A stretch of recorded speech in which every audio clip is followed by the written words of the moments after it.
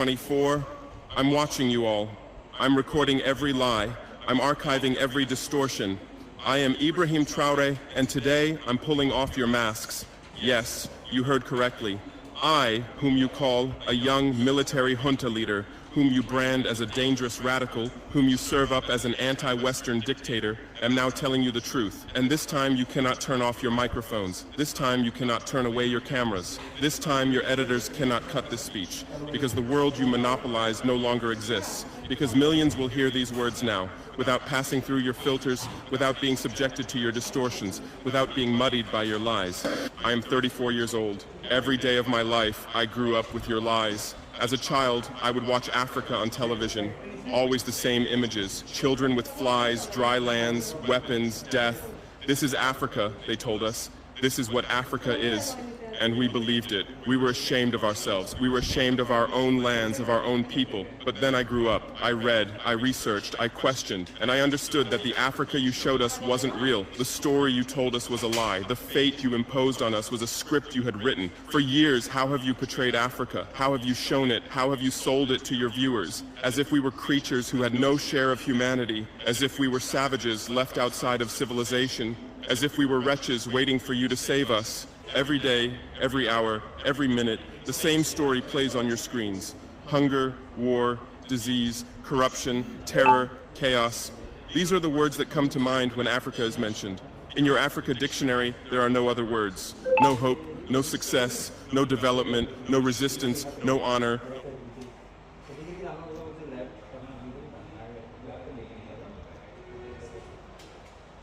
No pride, no victory. So I ask you, New York Times, Washington Post, Guardian, Le Monde, have you ever made Africa's successes your headlines? How many times have you written about Rwanda's technology miracle? How many times have you shown Ethiopia's reforestation project? How many times have you praised Botswana's democratic success? How many times have you described Kenya's entrepreneurial ecosystem? No, because these don't fit your scenario. Your Africa cannot be successful. It cannot, because then how will you legitimize your exploitation? If it's not in need of help, how will you intervene? If it's not backward, how will you look down on it? Have you ever asked yourselves, has any editor sitting at their desk, any news director in a meeting, any columnist at their keyboard ever thought, why are the people of the world's richest lands poor? Here are the numbers for you, real numbers. Africa owns 70% of the world's cobalt reserves. Your cell phone, your computer, your electric car won't work without cobalt.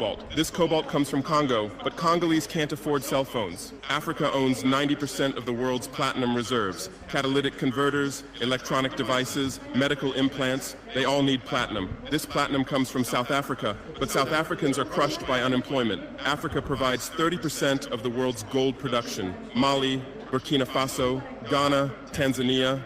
Gold flows like rivers from our lands. But our people swim in poverty. Africa supplies 65% of the world's diamond production. Botswana, Angola, Congo, Sierra Leone, billions of dollars worth of diamonds are extracted, but our miners live on $1 a day. Africa owns 35% of the world's uranium reserves. Niger, Namibia, South Africa. Nuclear plants run on our uranium. Paris lights burn with our uranium, but our villages have no electricity. And you still ask, why is Africa poor?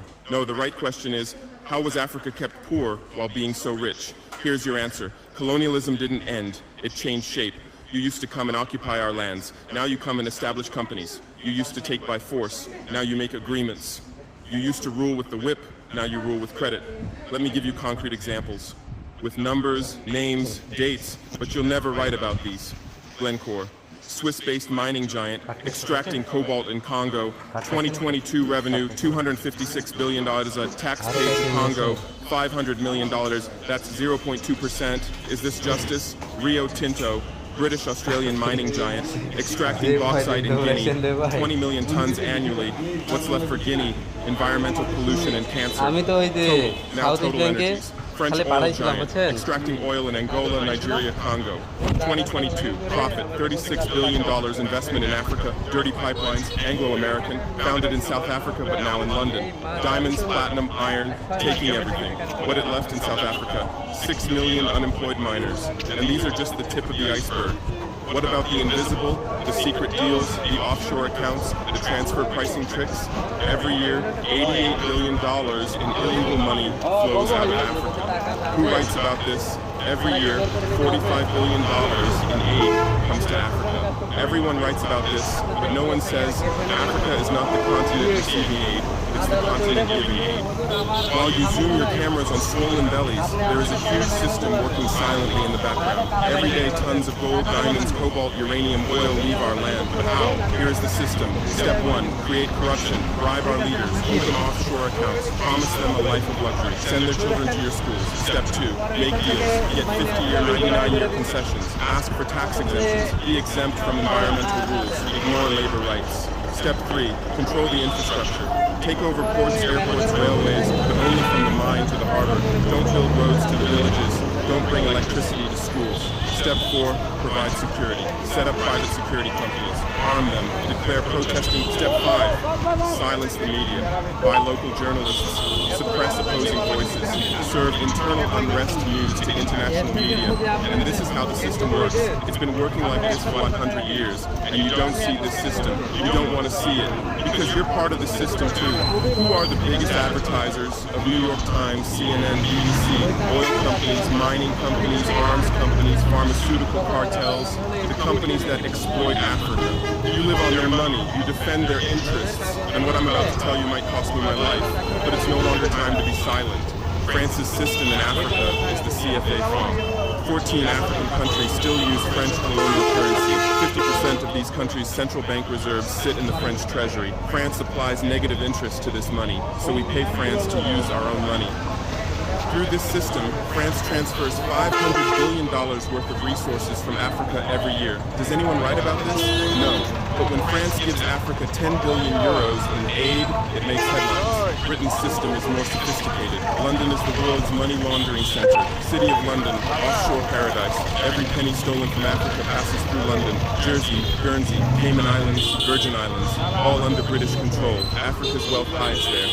America's system is AFRICOM, Africa Command, 46 military bases on the continent. Official purpose, security. Real purpose, resource control. Drones in our airspace every day, listening devices everywhere. They say fighting terrorism, but it's not terrorists, it's people's leaders who are targeted. China is the new player, says win-win, builds infrastructure, gives credit, but in exchange for what? 99-year port concessions, mining rights, agricultural lands, debt trap diplomacy, ask Sri Lanka, ask Zambia, and you write about none of this. Why? Because you're not free press, you're corporate press, your bosses are billionaires. Jeff Bezos bought Washington Post. Why? For love of journalism? Rupert Murdoch's media empire, Fox News, Wall Street Journal, The Sun, The Times, all from the same hand, all giving the same message. West is good, others are bad. Carlos Slim is the largest shareholder of New York Times, Mexican billionaire. Where's his wealth from? Monopolized telecommunications, got rich off Latin America's back, now controls America's most respected newspaper, and you claim to do independent journalism? Who are your editors? Which schools did they graduate from? Harvard, Yale, Oxford, Cambridge? Always the same elite schools, always the same worldview, always the same prejudices. How are your reporters selected? How many languages does your Africa correspondent speak? French, English, that's all. Swahili, Hausa, Yoruba, Amharic, they don't know. They can't talk to the people. Your sources are always the same. Western diplomats, NGOs, experts, and then you come and lecture us. They killed Patrice Lumumba. January 12, 1961, CIA agent Larry Devlin confessed. Belgian mercenaries executed. They dissolved his body in acid, took his teeth as souvenirs. In 2022, that tooth was returned from Belgium to his family after 61 years. And what did you say then? Chaos in Congo. You didn't ask about the killers. You didn't investigate CIA documents. You didn't write about Belgium's crime. They killed Tomasenko, October 15, 1987. My hero, Africa's hope. Vaccinated 2.5 million children against measles and meningitis. Planted 10 million trees, raised literacy rate from 13% to 73%. Gave equal rights to women, banned FGM, ended corruption, sold Mercedes cars, used Renault 5, rejected IMF and World Bank. And most importantly, he said, we will not pay Africa's debts. We didn't make those debts. The puppets before us made them. দলিলে জমি আছে